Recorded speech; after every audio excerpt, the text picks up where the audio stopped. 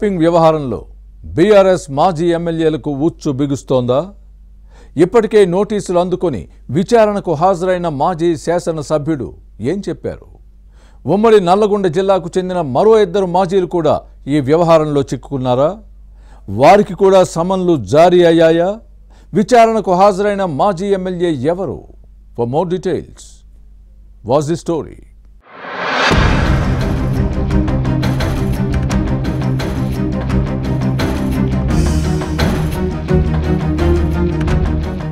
Phone tapping ఈ పేరు ఎత్తితేనే BRS నేతలు ఉలిక్కిపడుతున్నారు. మాజీ ఎమ్మెల్యేలు వణికిపోతున్నారు. కేసు దర్యాప్తులో పోలీసులు దూకుడు పెంచారు. ఇప్పటికే సేకరించిన ఆధారాలతో సూత్రధారులు, పాత్రధారులను గుర్తించారు. దీంతో ఎప్పుడు ఎవరికి నోటీసులిచ్చి విచారణకు పిలుస్తారోనని గులాబీ నేతలు టెన్షన్ పడుతున్నారు. అరెస్టు చేస్తారేమోనన్న భయం వారిని వెంటాడుతోంది. ఈ వ్యవహారం ఎక్కడ తమ మెడకు చుట్టుకుంటుందేమోనని కలవరపడుతున్నారు. ఇప్పటి వరకు అధికారుల చుట్టూ తిరిగిన ఫోన్ ట్యాపింగ్ వ్యవహారానికి మొదటిసారి రాజకీయ రంగు పులుముకుంది. ఉమ్మడి నల్గొండ జిల్లా నకిరేకల్ మాజీ ఎమ్మెల్యే చిరుమర్తి లింగయ్యకు పోలీసులు సమన్లు జారీ చేసి విచారించడంతో రాజకీయ వర్గాల్లో కలకలం సృష్టిస్తోంది.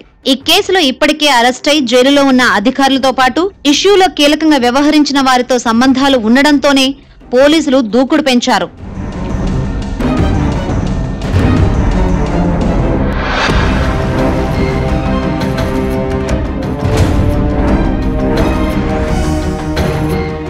అయితే నకిరేకులు మాజీ ఎమ్మెల్యే లింగయ్యకు సమన్లు ఇచ్చిన పోలీసులు ఆ మరుసటి రోజే మరికొందరు శాసనసభ్యులకు కూడా సమన్లు జారీ చేశారట. దీంతో ఉమ్మడి నల్గొండ జిల్లాలో మరో 3 ఎమ్మెల్యేలకు ఫోన్ ట్యాపింగ్ వ్యవహారంలో అధికారులతో అంటకాగినట్లు పోలీసులు గుర్తించారట. ఎస్ఐబి మాజీ చీఫ్ ప్రభాకర్ రావుతో పాటు మాజీ ఏఎస్పీ తిరుపతన్నతో సంబంధాలు ఉన్న మాజీ ఎమ్మెల్యేలను ఒక్కొక్కరిగా విచారణకు పిలిచేందుకు రంగం సిద్ధం చేస్తున్నారట. ఉమ్మడి నల్గొండ జిల్లాలో 2019లో హుజూర్ నగర్ స్థానానికి బైపోల్ జరిగింది. 2018లో ఇక్కడి నుంచి ఎన్నికైన ఉత్తమ్ కుమార్ రెడ్డి ఆ తర్వాత నల్గొండ ఎంపీగా గెలిచారు. దీంతో ఉప ఎన్నిక అనివార్యమైంది. నాగార్జున సాగర్ నుంచి నెగ్గిన బీఆర్ఎస్ ఎమ్మెల్యే నోముల నరసింహయ్య మృతితో 2021లో ఈ స్థానానికి బైపోల్ జరిగింది.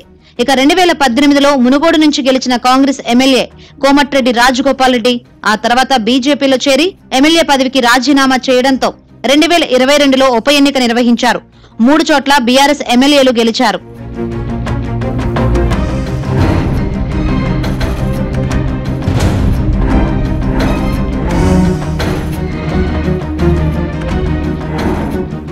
బైపోల్ను అప్పటి బీఆర్ఎస్ ప్రభుత్వం ప్రతిష్టాత్మకంగా తీసుకుంది. గెలుపు కోసం అడ్డదారులు తొక్కింది. మునుగోడు ఉప ఎన్నికల్లో ఎక్కడా లేని విధంగా అప్పటి మంత్రులు, ఎమ్మెల్యేలను రంగంలోకి దింపింది. 10 మంది ఓటర్లను ఓ ప్రజాప్రతినిధికి పర్యవేక్షించేలా వ్యూహాత్మకంగా వ్యవహరించింది. BRS boss KCR strategy success అయింది. అయితే అధికార దుర్వినియోగానికి పాల్పడింది. ఆ సమయంలోనే ఫోన్ ట్యాపింగ్ వ్యవహారం వెలుగు చూసింది. అధికారులను పావులుగా ఉపయోగించుకుంది. ప్రత్యర్థుల ఫోన్లను ట్యాప్ చేయించి కదలికలను పసిగట్టింది. చీమ చిటుక్కుమన్నా ఇట్టే తెలిసిపోయేది. ఎవరితో మాట్లాడినా ఆ సమాచారం బీఆర్ఎస్ నేతలకు క్షణాల్లోనే చేరేది. ఫోన్ ట్యాపింగ్ తోనే డబ్బు తరలింపును ఎక్కడికక్కడ కట్టడి చేసింది. రాజకీయంగా లబ్ధి చేకూరేలా అవతలి వారి ఎత్తులకు పై ఎత్తులు వేశారని సేకరించిన సమాచారంతో పోలీసులు అంచనాకు వచ్చారు.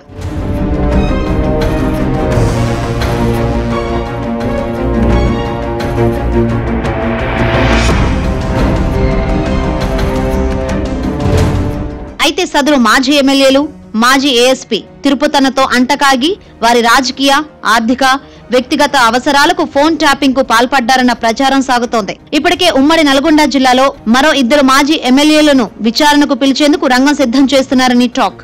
అందులో రియల్ ఎస్టేట్ వ్యాపారంలో ఆర్థికంగా బలంగా ఉన్న ఓ మాజీ ఎమ్మెల్యే, తెలంగాణకు సరిహద్దు నియోజకవర్గానికి చెందిన మరో మాజీ శాసనసభ్యుడు ఉన్నారట. గత ప్రభుత్వంలో కీలకంగా వ్యవహరించిన ఓ మాజీ ఎమ్మెల్యేతో పాటు వ్యాపార రంగంలో ఉన్న మరో నేత, ఆయన కుమారుడు చిక్కుకున్నారని సమాచారం. ఇప్పటికే చిరుమర్తి లింగయ్యను విచారించిన పోలీసులు మరో 2కి సమన్లు జారీ చేశారట.